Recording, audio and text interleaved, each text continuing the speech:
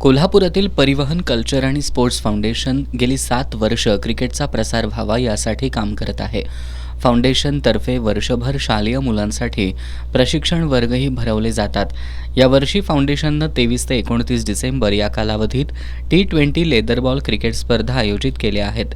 या स्पर्धा शाहूपुरी जिमखाना मैदानावर आयोजित केल्या असल्याची माहिती परिवहन कल्चर आणि स्पोर्ट्स फाउंडेशनचे अध्यक्ष अजित इंदुलकर, उपाध्यक्ष अनिल शिंदे यांनी दिली आहे. या स्पर्धेसाठी 8 संघ असणार असून या संघातील खेळाडूंचा IPL धर्तीवर लिलाव होणार आहे. स्पर्धेतील मॅन ऑफ द सिरीज, उत्कृष्ट फलंदाज आणि उत्कृष्ट गोलंदाज यांना प्रत्येकी 5,000 तर विजेत्या संघाला रोख 50,000 आणि उपविजेत्या संघाला रोख 30,000 आणि ट्रॉफी अशी बक्षिसं देण्यात येणार आहेत.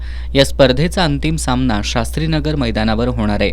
या पत्रकार बैठकीला विक्रम जाधव, मधु बामणे, प्रभाकर यादव, योगेश सूर्यवंशी, राजाराम कुलकर्णी, प्रसाद मिराशी, प्रकाश आसगावकर, योगेश सूर्यवंशी आणि काका पाटील उपस्थित होते.